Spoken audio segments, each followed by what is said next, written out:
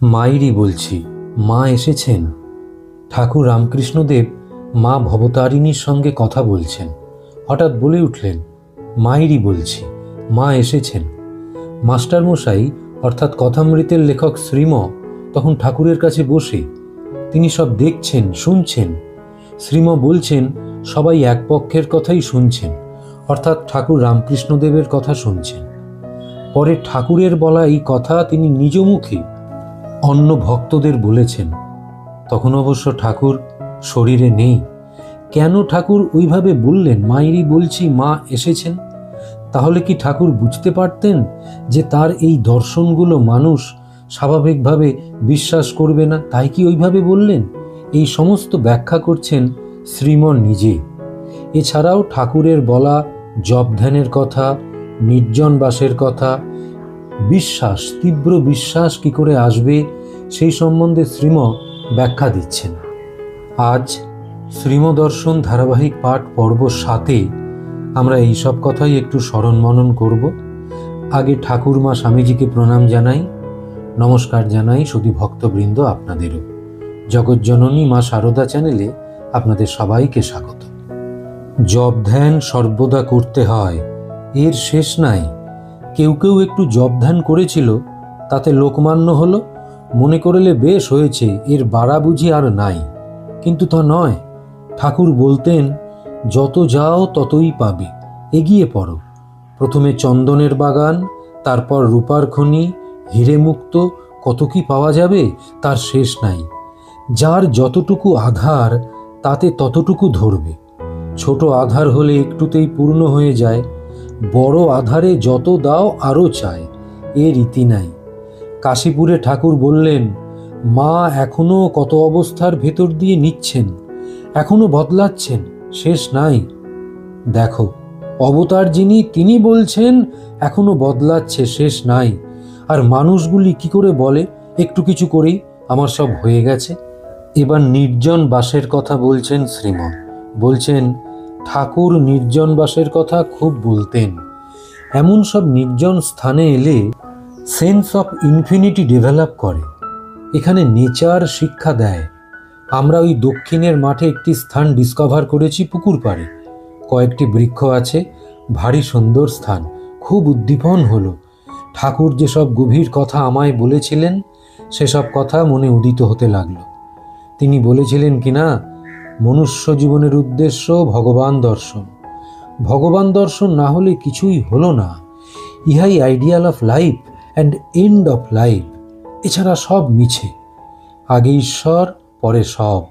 আগে সব, পরে ঈশ্বর নয়। শুধু কি বলেছেন, নিজে করেছেন, আবার অন্তরঙ্গদের দিয়ে করিয়েছেন। তারাও তার কথা বিশ্বাস করল, তাই তাদের জীবন মধুময় হয়েছে। অন্যরা যারা তাদের বিশ্বাস করছে তারা ভাগ পাচ্ছে, শান্তি পাচ্ছে। এইবারে শ্রীম ঠাকুরের ওই মায়ের সাথে কথা বলাটার সম্বন্ধে বলছে। নিজে ইনফিনিটের সঙ্গে কথা কইতেন।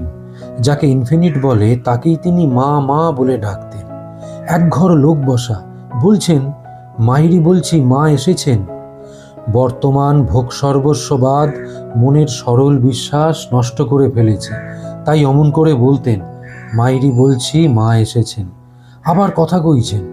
এক পক্ষের কথা শুনতে পাচ্ছে সকলে, অপর পক্ষ অদৃশ্য, অর্থাৎ ঠাকুরের কথা ভক্তরা শুনতে পাচ্ছেন, মা ভবতারিণীকে তো আর দেখতে পাচ্ছেন না। এরপরে শ্রীম ব্যাখ্যা করছেন, বললেই কি বিশ্বাস হয়? সংশয় আসে পদে পদে। ঠাকুর বিশ্বাস সম্বন্ধে বলতেন, এর আবার ডিগ্রি আছে। যেমন দুধের কথা কেউ শুনেছে, কেউ দুধ দেখেছে, আবার কেউ দুধ খেয়েছে। একটা থেকে আরেকটা বড়। যে খেয়েছে তার বিশ্বাসই পাকা বিশ্বাস। অবতারাদির বিশ্বাস পাকা বিশ্বাস, যেমন ক্রাইস্ট, ঠাকুর। এই দুঃখময় সংসার থেকে পরিত্রাণ পেতে হলে আমায় ধরো, এই তার মেসেজ। এ কথা অন্তরঙ্গদের বলতেন, সকলে নিতে পারবে না কিনা। তাই ধ্যান ভজন সর্বদা করতে হয়। ব্যাকুল হয়ে গোপনে কাঁদতে হয়, প্রভু দেখা দাও, দেখা দাও, এই বলি। ধ্যান জপ ছাড়া বেতালা মানুষকে তিনি দেখতে পারতেন না। ড্যাঙার মাছের মতো তিনি ছটফট করতেন ওরূপ লোকের সঙ্গে। এসব করতে করতে তাঁর ওপর ভালোবাসা আসে। ভালোবাসা এলেই সব সহজ হয়ে গেল, তাঁর নিকটে আসা গেল, তখন অনেকটা শান্তি। তিনি যদি কৃপা করে দর্শন দেন, তখন পরিপূর্ণ শান্তি, পরিপূর্ণ সুখ, তখনই মনুষ্য জীবনের পূর্ণ সফলতা। এইবারে শ্রীমকে আমরা দেখতে পাচ্ছি মিহিজাম আশ্রমের জম্বুতলে বসে আছেন। বিকেল 4টে বাজে, ভাগবত পাঠ এইমাত্র শেষ হলো। শ্রীম চেয়ারে পূর্ব দিক করে বসে আছেন, মুকুন্দ আর জগবন্ধু উত্তর দিক করে। এই আশ্রমবাসী একটি স্কুলের ছেলে কুলির নিকট থেকে কাঁচা কয়লা কিনেছে। ওই কয়লা গতকাল মাঠে জ্বালিয়েছিল। শ্রীম ওটা দেখতে পেয়ে কত দাম জিজ্ঞেস করায় ছেলেটি বলেছিল 12 আনা। সন্দেহ হওয়ায় একটি ভক্তকে সত্য নির্ধারণের জন্য বলেছিলেন শ্রীম। আরও বলেছিলেন, ছেলেরা প্রায় আসা যাওয়া করে, রেলের ভাড়া এত কোথায় পায়। ভক্ত সব কথা জেনে শ্রীমকে পরে নিবেদন করছেন। ভক্ত বলছেন, কয়লা 4 আনা দিয়ে কিনেছে, 2 আনা কুলি খরচ। অত সস্তা বলে পাছে ধরা পড়ে, আর আপনি মন্দ বলেন, তাই 12 আনা বলেছে। আর রেলে ছেলেরা প্রায় ভাড়া দেয় না। শ্রীমা উত্তরে বলছেন, এসব ভালো নয়, অত্যন্ত খারাপ। তাদেরই বা দোষ কি? সংস্কার রয়েছে রক্তে। বিড়ালের ছানা মায়ের পেট থেকে বের হয়েই খামচাতে শেখে কেন? না, ওর রক্তে পিতামাতার সংসার রয়েছে। জন্ম, কর্ম, শিক্ষা কোনোটাই ভালো পায় নাই। জন্ম ভোগবিলাসে, কর্ম তদ্রূপ, শিক্ষাও অশিক্ষা। হেগো গুরুর পেদ শিষ্য, ঠাকুর বলতেন। এই সংস্কারের জন্যই মনে করো পূর্বে গুরুগণ ব্রাহ্মণ শরীর শিষ্য করতেন। ওদের ভিতর জপ, ধ্যান, পূজার্চা প্রভৃতি সদাচারের সংস্কার রয়েছে। তাই ঠাকুরও জানতেন কার ভিতর কীরকম সংস্কার। নিজের লোকদের দেখলেই চিনতে পারতেন এবং ক্রমশ তাদের সংস্কার কাটাতে চেষ্টা করতেন। বলতেন, কারো কারো ভিতর সোনা আধসের মাটির নিচে আছে, কারো ভিতর আধমন। কে যায় কোদলাতে আধমন মাটি? সদ্গুরু যিনি, তিনি জানেন পূর্বের হিস্ট্রি এবং পাস্ট লাইফ, এবং তিনি শুধু সংস্কার বদলাতে পারেন।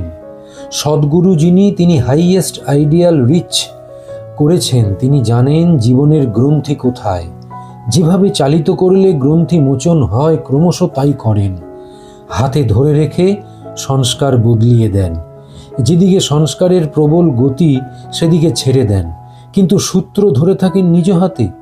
যেমন মাছ নিয়ে খেলে, প্রথম সুতো ছেড়ে দেয়, পরে অবশ হলে টেনে তোলে। তেমনই করেন সদ্গুরু, ঈশ্বর অবতার। ঠাকুর অন্তরঙ্গদের সমস্ত সংস্কার আর পাস্ট হিস্ট্রি সব জানতেন, আর সেভাবে গঠিত করে নিতেন। এমনই করতেন, একজনকে হয়তো কাছে রাখলে ভালো হয়, তাকে যেতে দেবেন না কলকাতার বাড়িতে। যদি বলা হতো বাড়িতে অসুখ বিসুখ, বলতেন, হলোই বা অসুখ বিসুখ, পাড়ার লোক এসে দেখবে, যদি তেমন দুর্ঘটনা হয় তুমি থেকে যাও। এই কথা বলে জোর করে রেখে দিতেন। মানে অসুখ বিসুখ, দুঃখ, যন্ত্রণা এ তো সংসারে সর্বদা আছে ও থাকবে, কিন্তু আমি তো আর বরাবর থাকবো না, তাই রেখে দিতেন জোর করে। একদিন একটি ভক্তকে দক্ষিণেশ্বরের বাগানে বেলতলায় ধ্যান করতে পাঠালেন। ভক্তটি চক্ষু মুদ্রিত করে পূর্বাশ্ব হয়ে ধ্যান করছেন। ধ্যানের শেষে চক্ষু মেলে যাকে ধ্যান করছিলেন তাকেই সম্মুখে দণ্ডায়মান দেখতে পেলেন। অমনি ভূমিতে বিলুণ্ঠিত হয়ে পাদমূলে ভূমিষ্ঠ প্রণাম করলেন। তিনি বলেই ক্ষান্ত হতেন না, দেখতেন করে কি না। না পারলে মায়ের মতো যত্ন করে ও ভালোবেসে শিখিয়ে দিতেন। একটি ভক্ত কিছুকাল দক্ষিণেশ্বরে বাস করছেন ঠাকুরের আজ্ঞায়। কলকাতার বাড়ি থেকে একজন গিয়ে চিঠি নিয়ে হাজির তার কাছে। চিঠি দেখেই সর্পদংশনজনিত আতঙ্কে ঠাকুর বলে উঠলেন, ও কি ফেলে দাও। ভক্তটি তৎক্ষণাৎ বিষবৎ উহা পরিত্যাগ করলেন। অর্থাৎ এখানে বাস করে একটানা ভাব সঞ্চারিত হচ্ছে ভক্তটির মধ্যে। সংসারের বিষয় কথায় উহা নষ্ট হয়ে যাবে, এই ভেবেই পড়তে দিলেন না। উজান পথে চালাচ্ছেন কিনা ওদের, তাই অত সাবধান। সংসারের পথ স্রোতের অনুকূলে, ঠাকুর ওই পথের বিপরীত দিকে গিয়েছিলেন, আর অন্তরঙ্গদেরও ওই বিপরীত পথে চালিত করতেন। আজ তাহলে বন্ধুরা এখানেই স্মরণ মনন সমাপ্ত করি।